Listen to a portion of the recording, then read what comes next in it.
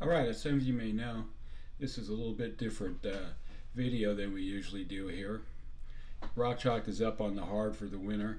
We're going to do some maintenance and some upgrades hopefully. But I just want to give you an update on what's going on here with us at home.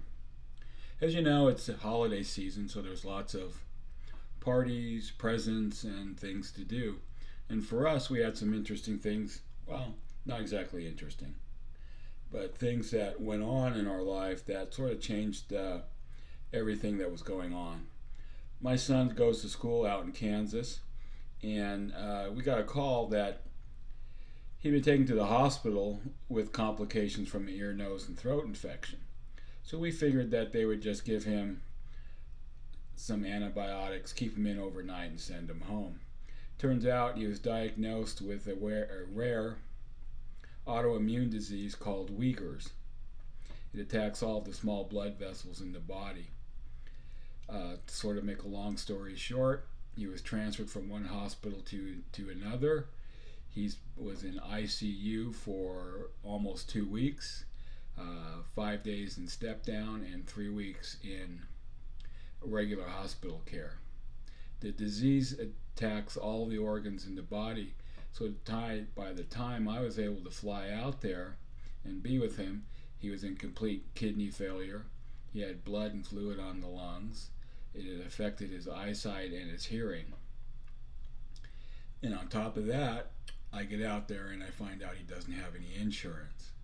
So my girlfriend and I have always said that we really didn't see any reason to get married, but if it turned out that there was a good reason to get married, we would go ahead and do it.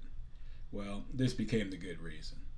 So she flew out, and we got married in the hospital room there so he could be the best man, and we got him some insurance. He's now home, still on dialysis 3 days a week. He was able to walk down the aisle and graduate from college 6 weeks later.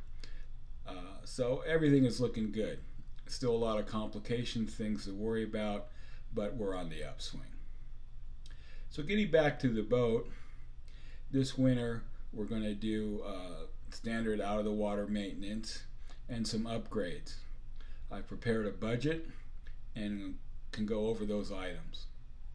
Also, we have a second project going on where I'm building a lithium-ion battery pack to use in the house bank, and we'll be doing updates on that and letting you know exactly what's going on with that.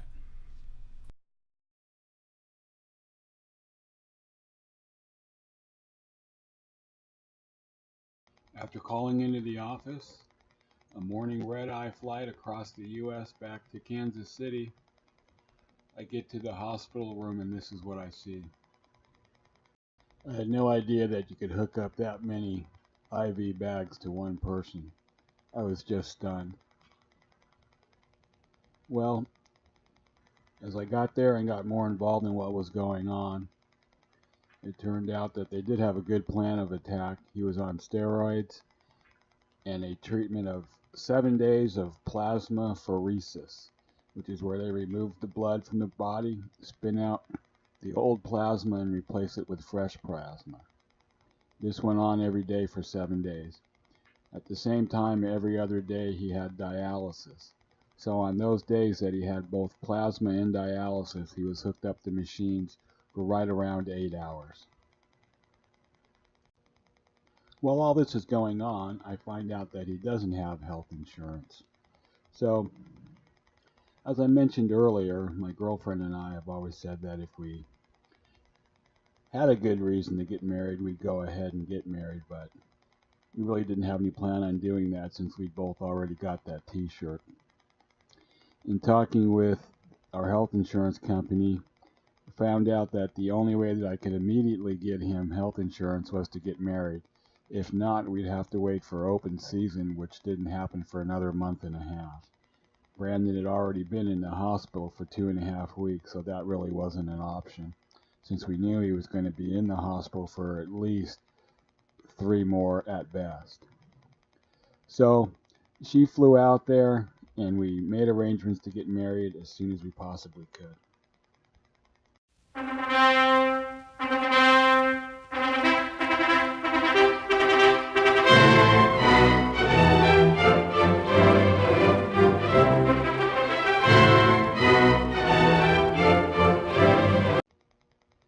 So here you see the happy wedding party. My son there in the bed, his girlfriend, my daughter, the lovely bride, and yes, one of the ICU nurses who served as a maid of honor. She also made us paper tie, bow tie for myself, and a paper flower corsage for the bride, and coordinated the color of gowns that we wore. All in all, a very joyful moment for everybody involved, and I think the ICU staff really enjoyed it, because in their line of work, there's not a lot of positive or fun things that happen.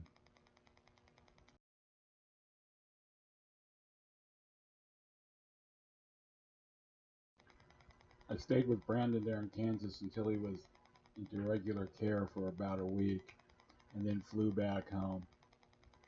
After dealing with about another 10 days of insurance paperwork and getting all that straight out, he was able to get discharged and head back home, where he continued on dialysis 3 days a week. The good news is we had worked things out with his professors and the dean's office to allow him to graduate with the rest of his class, so we'll be heading back out there in 6 more weeks.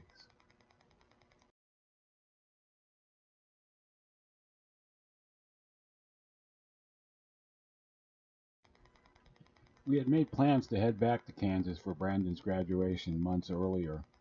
As part of that, I had gotten tickets to see the White House during the time when it's decorated for Christmas.